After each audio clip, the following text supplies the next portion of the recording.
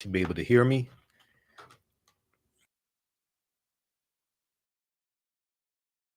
How's everybody doing today? Hotep, hey, this is Michael Imhotep, founder of the African History Network, host of the African History Network show. I'm a talk show host, researcher, lecturer, writer, and historian. So it is Sunday, March 12th, 2023, and we are live. So I wanted to come on and deal with this topic that I've talked about before. And this deals with um, great African empires that Europeans tried to claim as their own. And sometimes Arabs try to claim them as their own as well. So share this broadcasting on social media platforms. Invite your friends to tune in. It's a great conversation. And also, we'll give you information about a 12-week online course that I teach called Ancient Kemet, the Moors, and the Ma'afa, Understanding the Transatlantic Slave Trade, what they didn't teach you in school. All right. So let's look at a few of these African empires. And I have a lot of information to share with you on this topic. And there was a video that I shared on our Facebook fan page, the African History Network. Shared it a few months ago, and it dealt with a European scientist who realized that the ancient Egyptians and ancient Nubians were Black Africans. Okay, well, I'll show you that clip also. All right, so we have the information and thread of our broadcast also to register for the 12-week online course that I teach. So the first African empire that we'll look at that Europeans tried to claim as their own is the empire of ancient Nubia, okay? And also you'll hear referred to as Ta Seti or Ta-Nehesi. When we look at, ancient Nubia existed from 4500 BC to 500 AD, 4500 BCE, before the Common Era, or BC, before Christ, to 500 AD, or Common Era.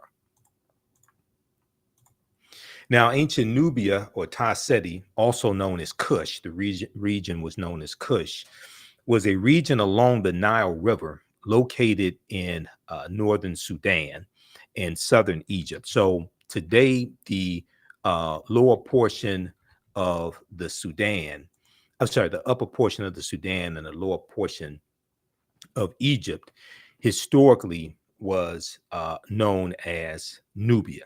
All right. And we know that the geographical boundaries that exist today in the 54 African nations largely are the result of the Berlin Conference of 1884 and 1885 that was presided over by German Chancellor Otto von Bismarck.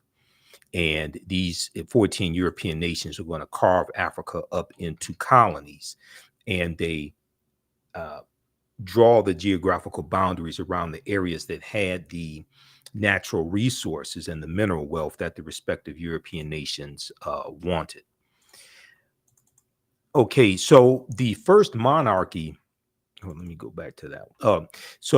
Located in northern Sudan and southern Egypt. Now, it was home to some of Africa's earliest kingdoms, known for rich deposits of gold. Nubia was a major trading port for luxury goods that came from sub-Saharan Africa, such as incense, ivory, and ebony. Now, the first monarchy recorded in history was established in ancient Nubia. The Nubians were also known for exceptional archery skills that provided the military strength for their rulers. Pharaohs or kings of Nubia ultimately conquered and ruled Kemet, or Egypt, for about 100 years. Monuments still stand in modern Egypt and Sudan at the sites where Nubian rulers built cities, temples, and royal pyramids. Now, in the 1800s, the Western world's interest in Nubia was awakened by the rediscovery of the ancient empire's monuments, which were reported almost simultaneously by individual British, French, and American explorers. Now, many of these European explorers found it difficult to credit indigenous Africans for building such a civilization. So so what we see here is the same thing that they did with Egypt. They tried to say that, oh, well, these were brown-skinned Caucasians, or these were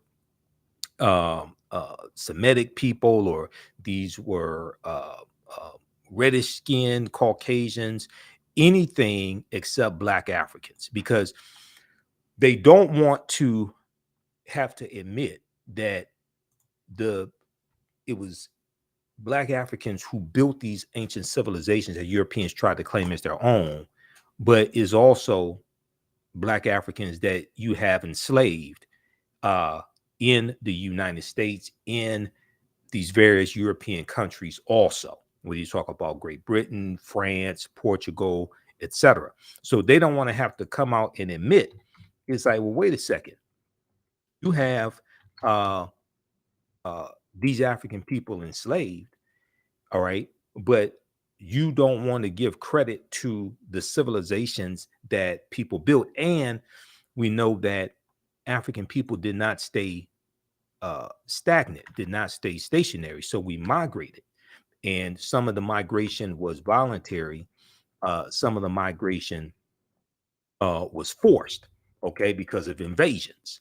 So we know that the Yoruba that are in Nigeria, as well as the Dogon of Mali and Burkina Faso, okay, we know that they come from ancient Kemet. All right, so we're going to see African people migrate migrate from Nile Valley region of Africa to Central Africa to West Africa. All right, so many of them found it difficult to credit indigenous Africans for building such a civilization. We see the same thing with Zimbabwe as well. And then we also see, when we look at the Moors, the African Moors, we see Europeans tried to claim that, oh, all the Moors were Europeans. All right, now this video here, this is a European scientist who is disappointed when he finds out that ancient Egyptian pharaohs were Black Africans. Ancient Egyptian pharaohs were Black Africans. And I'm going to see if we can get this to play here. I'm going to go to this. Let's switch over to it. Just give me a minute here. All right, let's flip over to this video.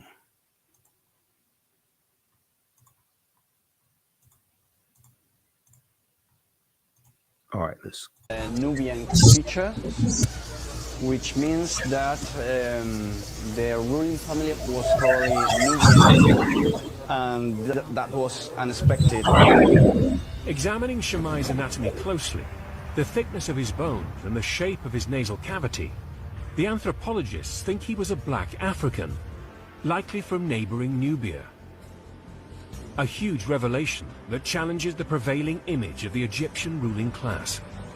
We always thought the ancient Egyptian elite were Mediterranean type, and in this sense, Shammai is representing the society of the frontier, in which different ethnic groups were mixed. At the end, it doesn't matter the color of your skin. Shammai was Egyptian. Okay, so I want to start that from the beginning. So just a second here. Let me refresh that. So he said at the end, it doesn't matter the color of your skin. He was Egyptian, but he doesn't want to say who the ancient Egyptians were. Surprise for Alejandro. Shammai's ethnicity.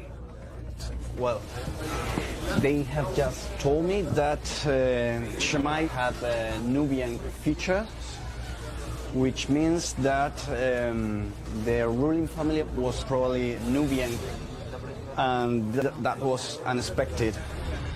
Examining Shammai's anatomy closely, the thickness of his bones and the shape of his nasal cavity, The anthropologists think he was a black African, likely from neighboring Nubia. A huge revelation that challenges the prevailing image of the Egyptian ruling class. We always thought the ancient Egyptian elite were Mediterranean type, and in this sense, Shema is representing the society of the frontier, in which different ethnic groups were mixed. At the end, it doesn't matter the color of your skin. Shema was Egyptian. Okay, so why would you think that the ruling class in ancient Egypt, ancient Kemet, was Mediterranean? See, they and they said they were shocked. They were stunned. They were stunned that he's black African. Really?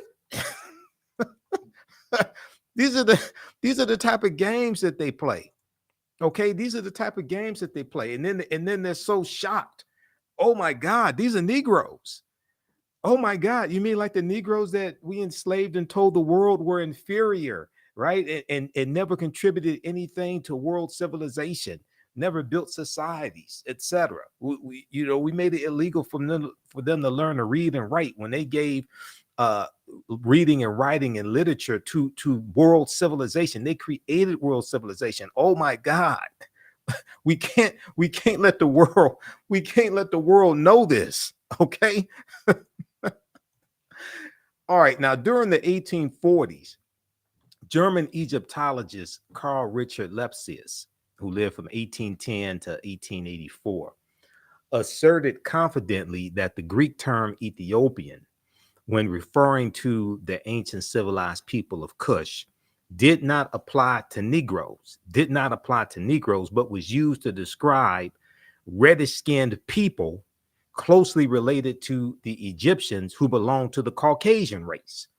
And when you read Nile Valley Contributions to Civilization by Tony Browder, which is one of the books that we use in the 12-week online course that I teach, Ancient Kemet, the Moors, and the Ma'afa, Understand the Transatlantic Slave Trade, what they didn't teach you in school.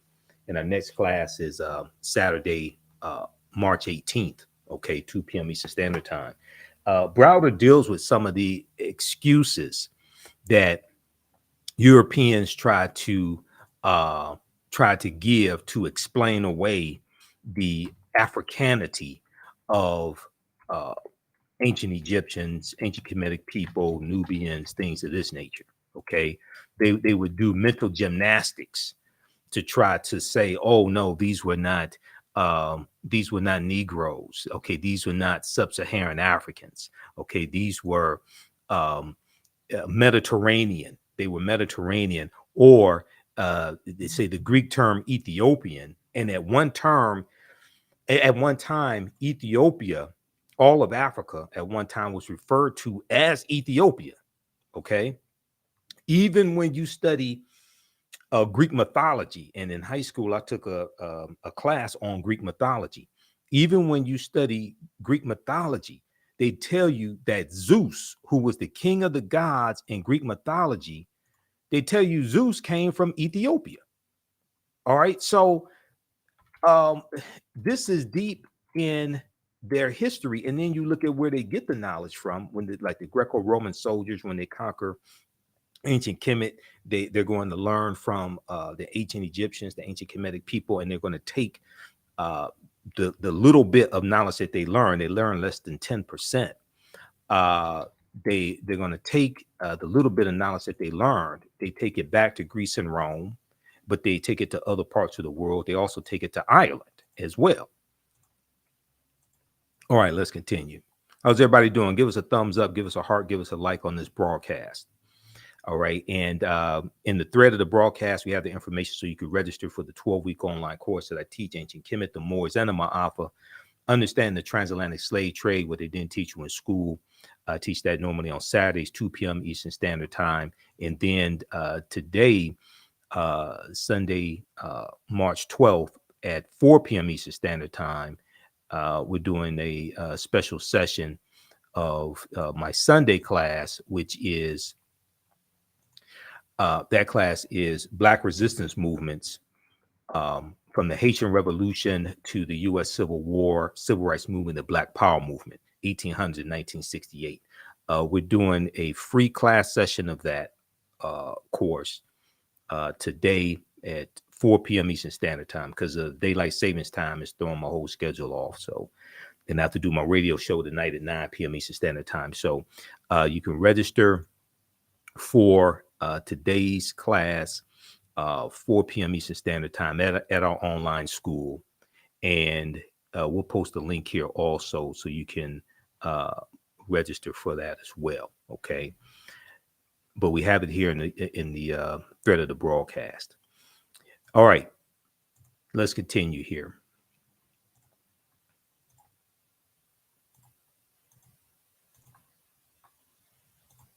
Okay, so they said that during the 1840s, German Egyptologist Carl Richard Lepsius said that the Greek term Ethiopian, when referring to the ancient civilized people of Kush, did not apply to Negroes, but was used to describe reddish-skinned people closely related to the Egyptians who belonged to the Caucasian race. Was he trying to imply that Negroes were not civilized? Is that what he was trying to imply? Now, Nubia was the first recorded monarchy. Now, ancient Kemet, or Egypt, is the first major civilization in Africa for which records are abundant. It was not, however, Africa's first kingdom. A March 1st, 1979 New York Times front page article written by journalist Boyce Rensberger, reported, quote, evidence of the oldest recognizable monarchy in human history, preceding the rise of the earliest Egyptian kings or pharaohs or Nasubites by several generations, has been discovered in artifacts from ancient Nubia.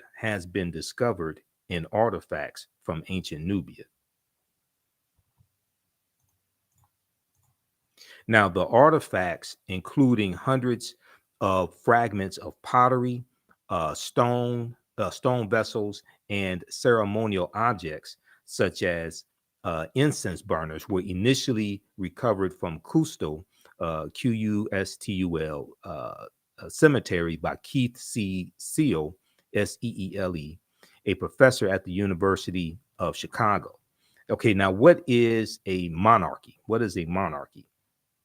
Right now, a monarchy is a political system based upon the undivided sovereignty or rule of a single person. So, like a king, could be a queen as well. All right. The term applies to states in which supreme authority is vested in the monarch, and who is an individual ruler who functions as the head of state. And who achieves his or her position through heredity, usually through heredity. Most monarchies allow only male succession from father to son. Okay. For more information, check out Britannica.com. They have some good basic information on what a monarchy is. Okay. And it's listed under monarchy. Now, ancient Nubian artifacts yield evidence of earliest monarchy. This was a March 1st, 1979 New York Times article. Okay. And in the article, it says, evidence of the oldest recognizable monarchy in human history, preceding the rise of the earliest Egyptian kings by several generations, has been discovered in artifacts from ancient Nubia in Africa. Until now, it had been assumed that at the time, the ancient Nubian culture, which existed in what is now northern Sudan and southern Egypt, had not advanced beyond a collection of scattered tribal clans and chiefdoms. The existence of rule by kings indicates a more advanced form of political organization. Okay, indicates a more advanced form of political organization in which many chiefdoms are united under a powerful and wealthier ruler. The discovery is expected to stimulate a new appraisal of the origins of civilization in Africa, raising the question of to what extent later Egyptian culture may have derived its advanced political structure from the Nubians. The various symbols of Nubian royalty that have been found are the same as those associated in latter times with Nasubites or pharaohs or Egyptian kings. So Nubia or Ta-Nehesi is the mother. Okay, Nubia or Ta-Nehesi is the mother, and the grandmother of ancient Kemet is Abyssinia or Ethiopia. All right, so all those civilizations are connected. You're dealing with Nile Valley region civilization. All right, give us a thumbs up, give us a heart, give us a like on this broadcast. Be sure to register for this 12-week online course that I teach, where we get deep into a lot of this information. It's called Ancient Kemet, the Moors, and the Ma'afa, Understanding the Transatlantic Slave Trade, what they didn't teach you in school. Our next class is, I do teach this class normally on Saturdays, 2 p.m. to 4 p.m. Eastern Standard Time. Our next class is Saturday, March 18th. 2 p.m. to 4 p.m. Eastern Standard Time.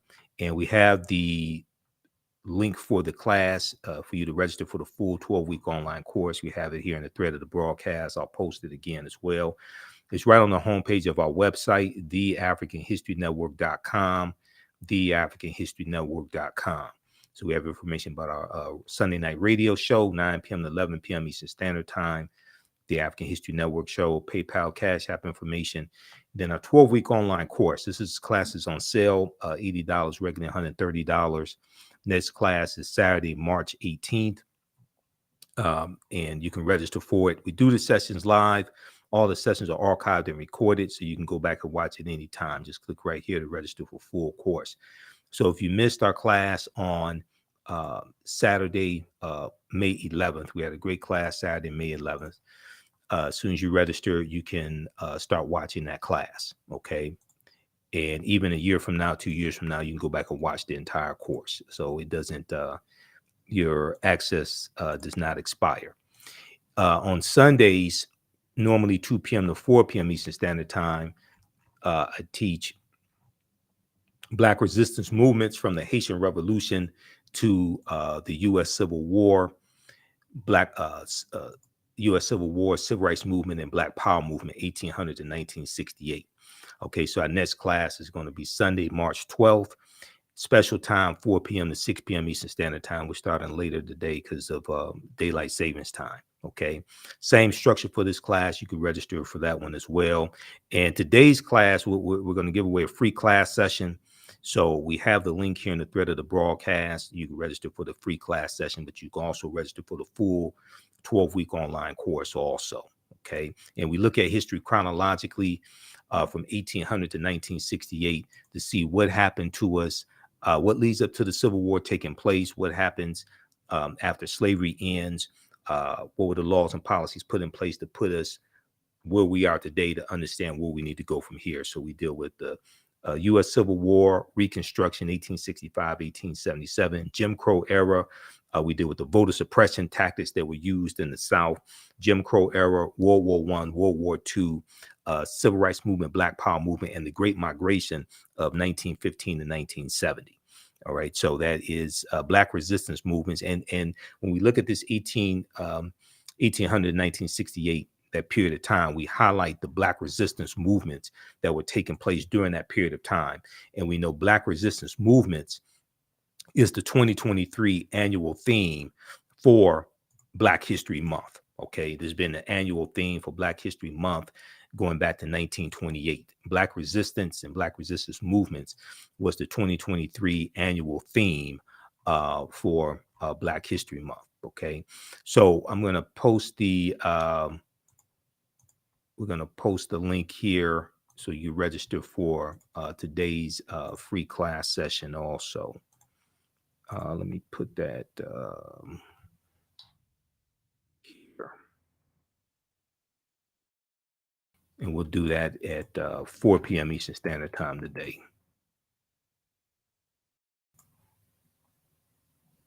Just a second here. All right. Okay, let's continue. Okay, so the discovery is expected to stimulate a new appraisal of the origins of civilization in Africa, raising the question of to what extent latter Egyptian culture may have derived its advanced political structure from the ancient Nubians. The various symbols of Nubian royalty that have been found are the same as those associated in latter times with ancient Egyptian kings or pharaohs. The new findings suggest that the ancient Nubians may have reached this stage of political advancement as long ago as 3300 BCE, before the Common Era, or BC, before Christ, several generations before the earliest documented Egyptian king. The discovery is based on the study of artifacts from ancient tombs excavated 15 years ago, now 15 years prior to 1979, okay, 15 years ago, in an international effort to rescue archaeological deposits before the rising waters of the Aswan Dam covered them. Okay, so read this article from March 1st, 1979, from the New York Times. Ancient Nubian artifacts yield evidence of earliest monarchy. Okay, so we have Nubia, which is a African civilization, African empire. The Europeans try to claim as their own. But we also have Carthage. Okay, Carthage in North Africa, in the area that today is where Tunisia is. All right. Now, Carthage existed from 813 BCE, before the Common Era, to 146 BCE, and we've heard about the Punic Wars between Rome and Carthage, and Carthage is going to be destroyed in 146 BCE by Rome. Okay, and we read about Hannibal Barca fighting against Rome and the Punic Wars, and Hannibal crossing the Alps with the elephants, and we read about the Battle of Cannae, 216 BC, all of that. Okay, and we go through and talk about that in the 12-week online course that I teach as well. Okay, so there was a back in 2016, there was a series on the History Channel called Barbarians Rising. And Barbarians Rising dealt with a 700-year history of invasions in the Roman Empire. Okay, 700-year history of invasions in the Roman Empire. And it dealt with the first installment, first episode was about Hannibal Barca fighting against the Romans. Okay, they had this Black British actor named Nicholas Pinnock portray Hannibal Barca, and some white people on social media lost their minds behind this. There was an article from AtlantaBlackStar.com that talked about this. They said History Channel's newest documentary series, Barbarians Rising, tackles the fall of the Roman Empire over the course of 700 years of invasions. However, the most recent episode that aired Monday, this is in 2016, depicts Hannibal of Carthage as a black man, depicts Hannibal Barca of Carthage as a black man. And many white history buffs are crying foul over the quote unquote historical inaccuracy, or what they call a historical inaccuracy. In the series, Hannibal Barca is portrayed by Black British actor Nicholas Pinnock, who there's no question that he's of African descent. Okay. He's not, you don't have to look at him for 5 minutes and try to listen to the tonality of his voice to determine if he is of African ancestry. Now, the famous Carthaginian general Hannibal Barca was a thorn in the Roman Empire side. He became a general at the age of 26 and managed to unite barbarian tribes to stop Rome's imperial rise. The military genius was famous for climbing the Alps with war elephants whose sole purpose was to stomp the Roman Empire, to stomp, S-T-O-M-P, to stomp the Roman Empire. Hannibal ultimately wanted to invade Rome, but he failed to do so. Okay, now there have been debates over the race of Hannibal. This debate still continues to this day for some people. There really is no debate if you understand history. Read the article from AtlantaBlackStar.com from June 7th, 2016 called History Channel Portrays Hannibal as Black. White people cry foul over historical revisionism. All right. Now, when we look at Carthage, Carthage was founded in the 9th century BCE, before the Common Era, on the Gulf of Tunis. From the 6th century before the Common Era onwards, it developed into a great trading empire covering much of the Mediterranean and was home to a brilliant civilization. In the course of the long Punic Wars from 264 BCE to 146 BCE, Carthage occupied some of Rome's territories before finally being destroyed by its rival Rome in 146 before the Common Era. In his book, World's Great Men of Color, Volume 1, history scholar J.A. Rogers asserts, quote, the Carthaginians were descendants of the Phoenicians, a Negroid people. The Carthaginians were descendants of the Phoenicians, a Negroid people, and that, in fact, until the rise of the doctrine of white superiority, Hannibal Barca was traditionally known as a black man, end quote. So what we're going to see as you have a rise in European powers, and Europeans are coming out of the Dark Ages as they come out of the 1200s, going to the 1300s, which is the beginning of the Renaissance period.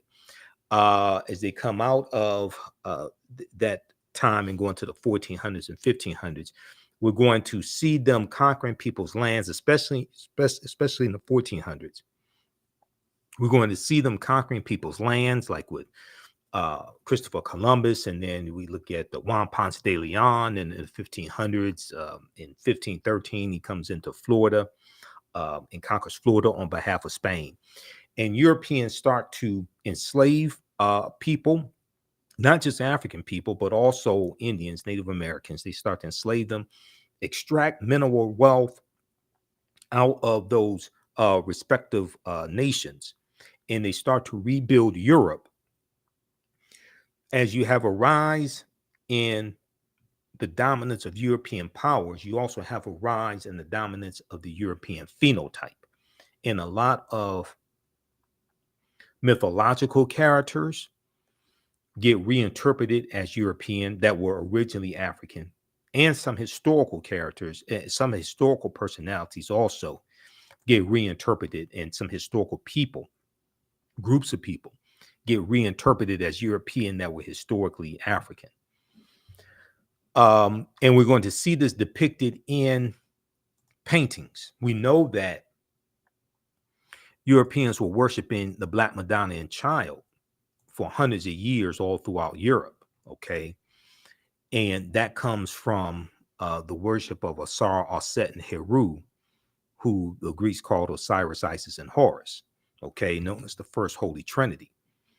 And we're going to see that Michelangelo painting the Sistine Chapel, he depicts Adam and Eve as being European.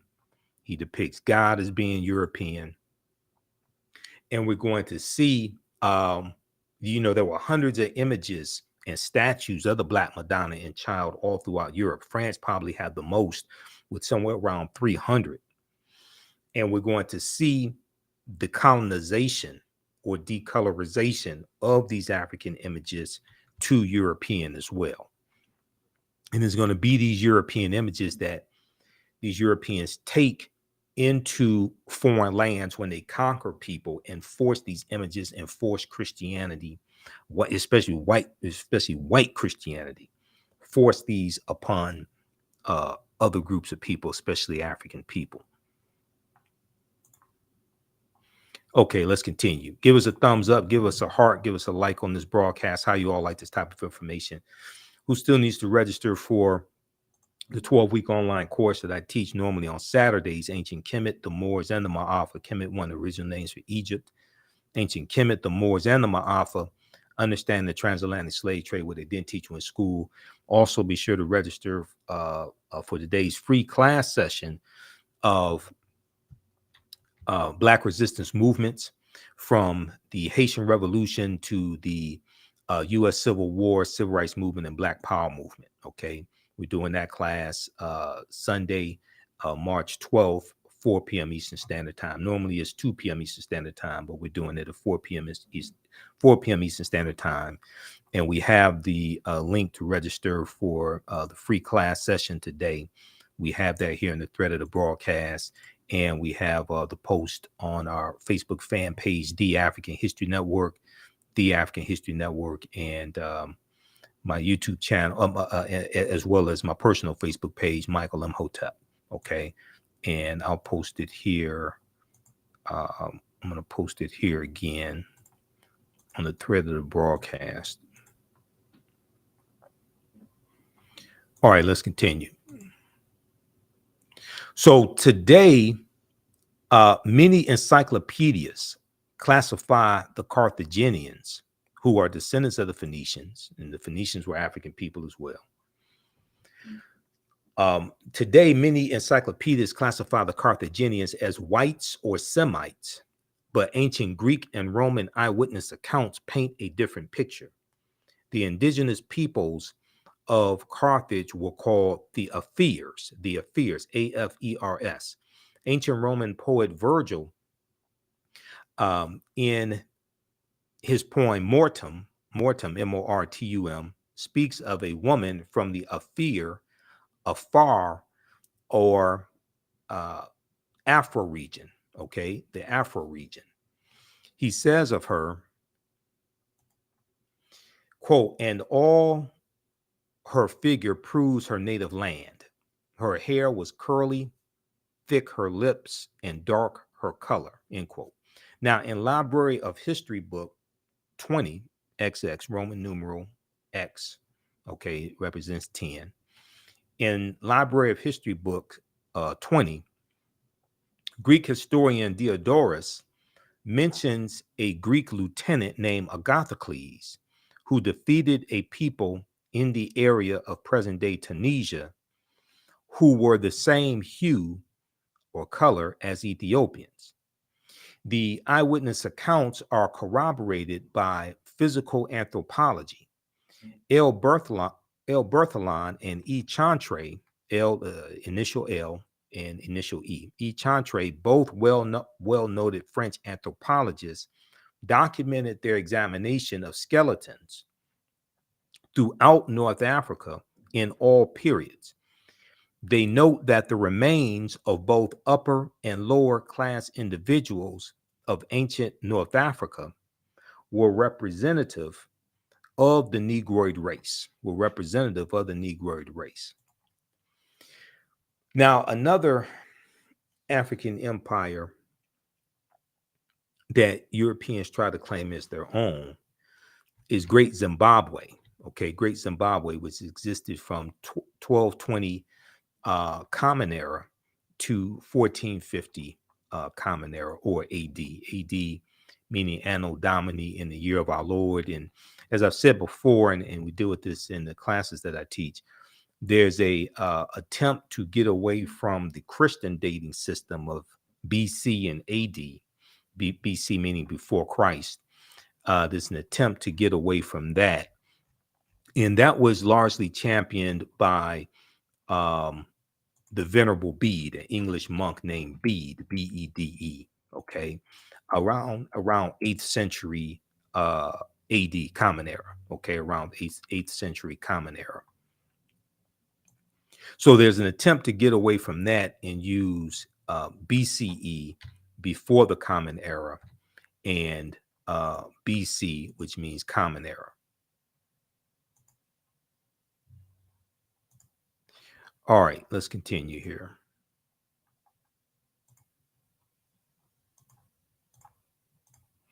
Now, the civilization of Great Zimbabwe was one of the most significant civilizations during the medieval period. Great Zimbabwe is extraordinary because of the magnificent scale of its structure, the magnificent scale of its structure,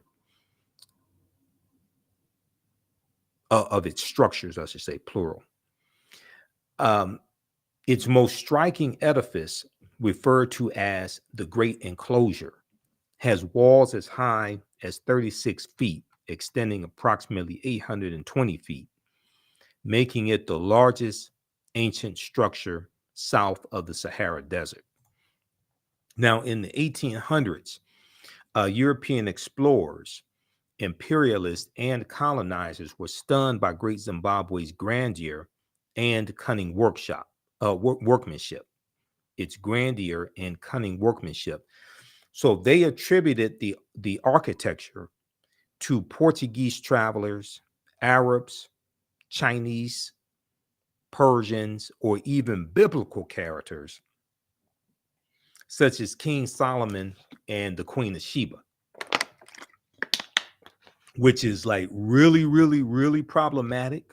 Okay, we're not going to go deep into that right now, but that's really problematic when you try to attribute physical structures to biblical characters.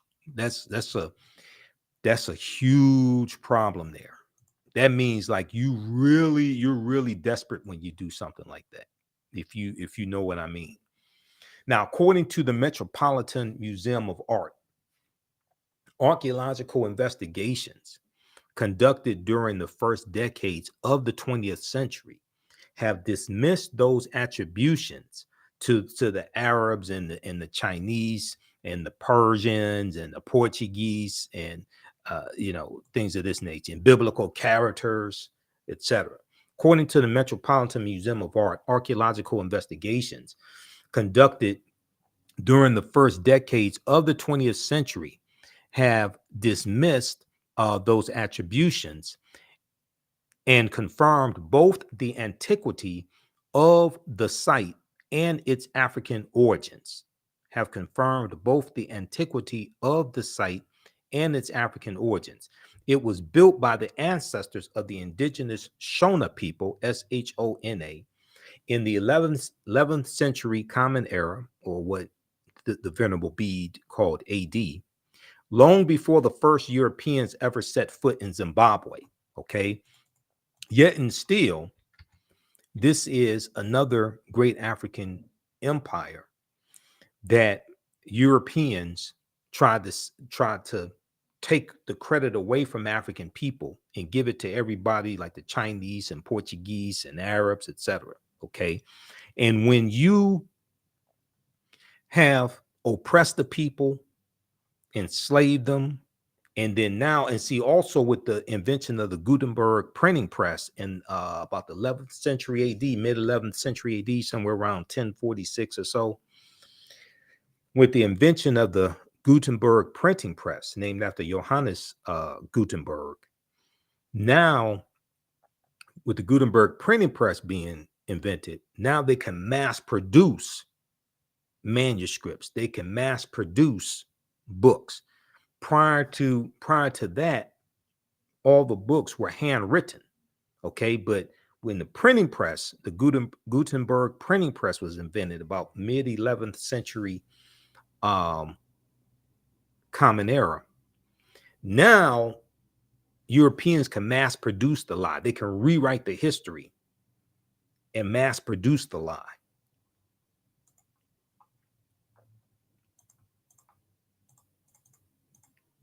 Okay, so another great African empire that Europeans try to claim, steal, and claim as their own, represent to the world as their own, was Numidia. Not Namibia, but Numidia, Numidia, which existed from 202 BCE, before the Common Era, to 46 BCE. Now, Numidia was another great Black Berber Libyan nation in northern Algeria during the time of the Romans and the Carthaginians. Okay, and Hannibal Barca, the Punic Wars, Carthage. Okay, because Carthage is not destroyed until 246. Until 146 BCE. Now, it began as a sovereign state and later alternated status between Roman province and Roman client state. It is considered to be the first major state in history of Algeria and the Berber world. Okay, it's considered to be the first major state in history, in the history of Algeria and the Berber world. Now, Numidia has also been classified by European and Arab historians as a Caucasian or Semitic built civilization. Now, in his classic book, The Destruction of Black Civilization by Dr. Chancellor Williams, and I have that book here in the office also, because we referenced that book in my 12-week online course, Ancient Kemet, the Moors, and the Ma'afa, Understanding the Transatlantic Slave Trade. Dr. Chancellor Williams declared that Libya was once so nearly all Black that to be called a Libyan meant that one was Black. That to be called a Libyan meant that one was Black. The Greek historian Herodotus, writing about Libya in his book Histories, book 4, stated, "One thing that I can add about this country, so far as one knows, it is inhabited by 4 races, and 4 only, of which 2 are indigenous and 2 are not. 2 are indigenous and 2 are not. The indigenous peoples are the Libyans and Ethiopians, the former occupying the northerly," which means the Libyans occupying the northerly, and the latter the more southerly parts, the Ethiopians occupying the more southerly parts.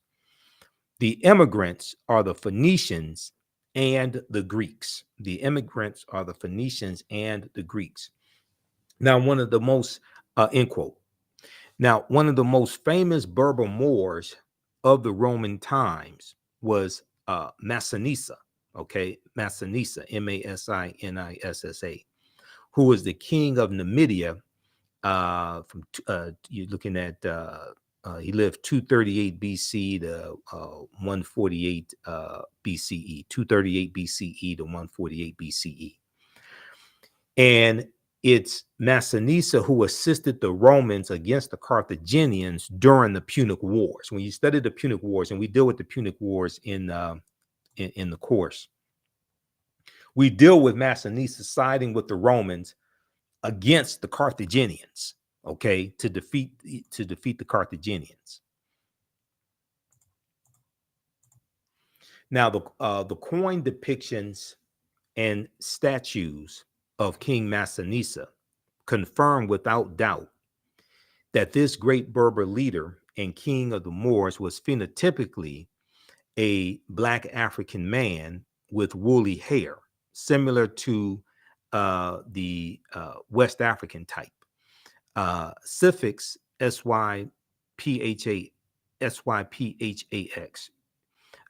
king of the Massilians in Numidia, a contemporary and great rival of King Massinissa, was also depicted in his coinage as a phenotypically Black African. Now, this coin that you see here on the screen, front and back, this is the coin of Juba the First, Juba, who lived from 85 BCE to 46 BCE. He was king of Numidia as well. Okay.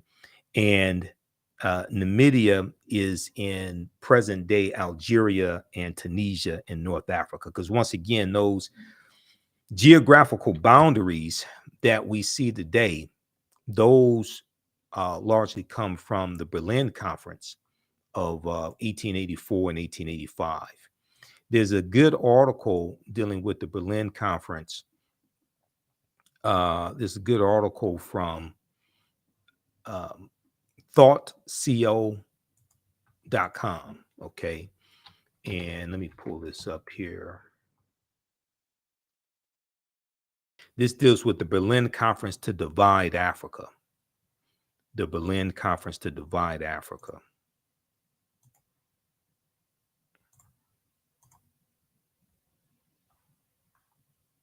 Let's look at this. The Berlin Conference to divide Africa, the colonization of the continent by European powers. Okay, now here's a sketch of these European leaders meeting at the Berlin Conference to carve Africa up into colonies, because these Europeans have been fighting and killing each other for hundreds of years, going back to when they were barbarians and formed kingdoms. Okay, you know, the Anglos, the Saxons, the Jutes, the Lombards, the Picts, the Alans, the Franks, the Vandals, the Visigoths, etc. Okay, and then they're going to form nations. The barbarians go from kingdoms to nations, and these nations are going to continue fighting and killing each other. The Berlin Conference was Africa's undoing in more ways than one. The colonial powers superimposed their domains on the African continent. By the time independence returned to Africa in 1950, in the 1950s, beginning with Ghana in 1957 under Kwame Nkrumah, the realm had acquired a legacy of political fragmentation that could neither be eliminated nor made to operate satisfactorily. Now, let's see here. What was the purpose of the Berlin Conference? In 1884, at the request of Portugal, German Chancellor Otto von Bismarck called together the major Western powers of the world to negotiate questions and end confusion over the control of Africa. To negotiate questions and end confusion over the control of Africa. Now, there were no representatives on behalf of Africa there, just so people understand. Okay, I don't want anybody to be confused. Now, Otto von Bismarck, German Chancellor Otto von Bismarck, appreciated the opportunity to expand Germany's sphere of influence over Africa and hoped to force Germany's rivals to struggle with one another for territory. At the time of the Berlin Conference, 80% of Africa remained under traditional and local control. What ultimately resulted was a hodgepodge of geometric boundaries that divided Africa into 50 irregular countries. Now, we know there are 54 countries now. Irregular countries. This new map of the continent was superimposed over 1,000 indigenous cultures and regions of Africa. The new countries lacked rhyme or reason and divided coherent groups of African people and merged together disparate groups who really did not get along. Okay, and it shows the map here of Africa, and it shows the different regions that these respective European nations got. Okay, read the rest of this article from ThoughtCO.com, the Berlin Conference to divide Africa. the Berlin Conference to divide Africa. All right, let's continue here. So the last African empire that we'll discuss that Europeans lied to the world and tried to claim as their own, tried to steal the credit from African people is Axum. So Axum existed from about 100 AD Common Era to 940 Common Era. So the kingdom of Axum was a powerful Ethiopian Eritrean empire located in northern Ethiopia and Eritrea. It developed its power by controlling the Red Sea trade routes. Axum was ruled by the Negus Negast, which means King of Kings. Under King Ezana, Ezana, Axum was the most powerful empire in Northeast Africa. And in 350 Common Era or AD, Axum sacked the Nubian kingdom of Meroe. In the latter part of the 4th century Common Era, Axum invaded the southern part of the Arabian Peninsula and occupied Yemen from 335 Common Era to 370. At its height, Axum included the surrounding Ethiopian highlands, Beja, Noba, Kasu, and Arabian kingdoms, Himyar and Sabar. The kingdom of Axum was prosperous from 100 Common Era to 700. It was contemporary with the Roman Empire, and according to the Persian religious leader Mani, Mani, the Axumite civilization was third among the 4 greatest of the time, on par with Rome, Persia, and China. A theory about the origins of Axum was that it was founded by Semitic-speaking Sabians, Sabaeans, who crossed the Red Sea from South Arabia, which is modern-day Yemen. However, scholars now agree that the Sabaean influence was negligible, and the kingdom was founded by indigenous Africans. Okay. All right. So this deals with some African empires that Europeans lied to the world and tried to say were Europeans, and in some cases try to say they were Arabs, but these were created by Black Africans, these civilizations. All right. Hopefully you like this type of information. And there was a article from AtlantaBlackStar.com also called Ancient African Empires Besides Egypt that Europeans and Arabs tried to claim as their own, that you can check out for more information as well. Okay.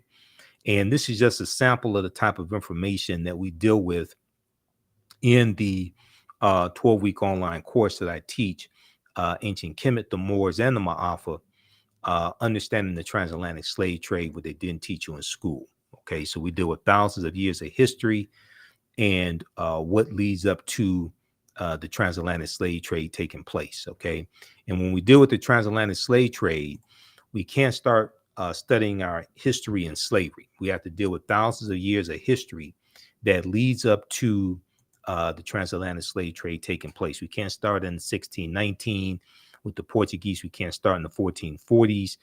And we have to deal with thousands of years of history chronologically that lead up to the transatlantic slave trade taking place.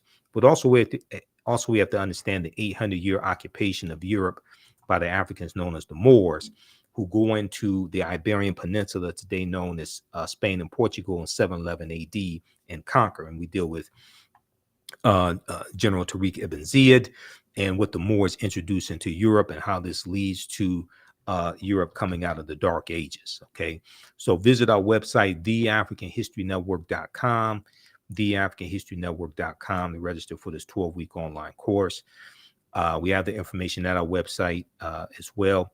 And the Sunday class that I teach Black resistance movements from the Haitian Revolution to the Civil War, Civil Rights Movement, and Black Power Movement.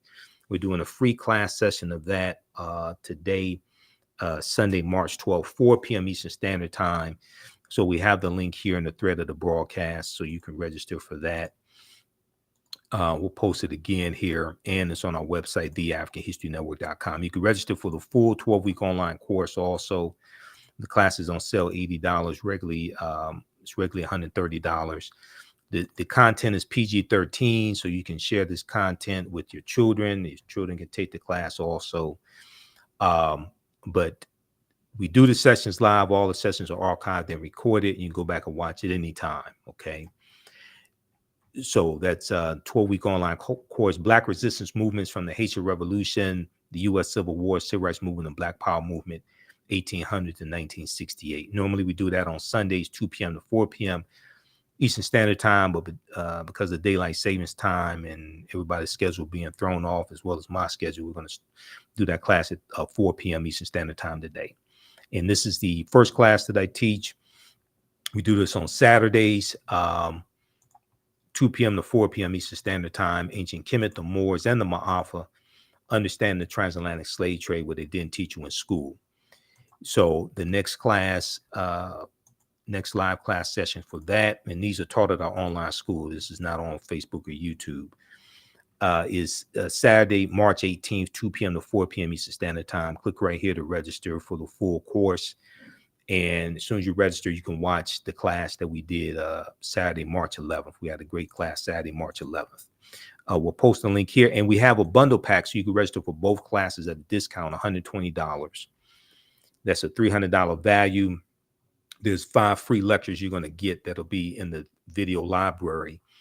When you log into your Learn World account, they're in the video library you can watch there. So you can register here for the bundle pack of courses, get both classes for $120. And if you've taken any of my online classes in the past, if you are a returning student, what we call a returning student, email us at TheAHNShow@TheAfricanHistoryNetwork.com, TheAHNShow@TheAfricanHistoryNetwork.com. You get a 50% discount on the bundle pack of courses, okay? So email us there, or you can email us through the website. We'll get you registered for those. Also, you can support the African History Network, $ the AHN Show through Cash App, $ the AHN Show through Cash App, and through PayPal, paypal.me/the AHN Show. This helps us keep doing the research, stay on the air, pay some of the bills, keep broadcasting, keep doing our radio, our Sunday night radio show, the African History Network Show. This is our official Cash App account, $ the AHN Show, SHOW. When you go to it, it'll say Michael, show my picture there. These other ones here, and there's about 5 fake African History Network Cash App accounts out there I've identified, and I'm still trying to get them shut down. I have to follow up with Cash App on this because they opened up an investigation. So that's why I put this graphic here on the homepage of our website, and with the link there, and it has the QR code also for our Cash App account. Okay, so you can just scan the QR code as well. All right, so hopefully you learned a lot today. Register for these online courses. Support the African History Network. African History Network will be on live tonight, Sunday, 9 p.m. Eastern Standard Time for the African History Network show. I have to get out of here and teach this online class today. Remember, right now, it's correct wrong behavior. It's not over till we win. Wakanda forever. We'll talk to you next time. Peace.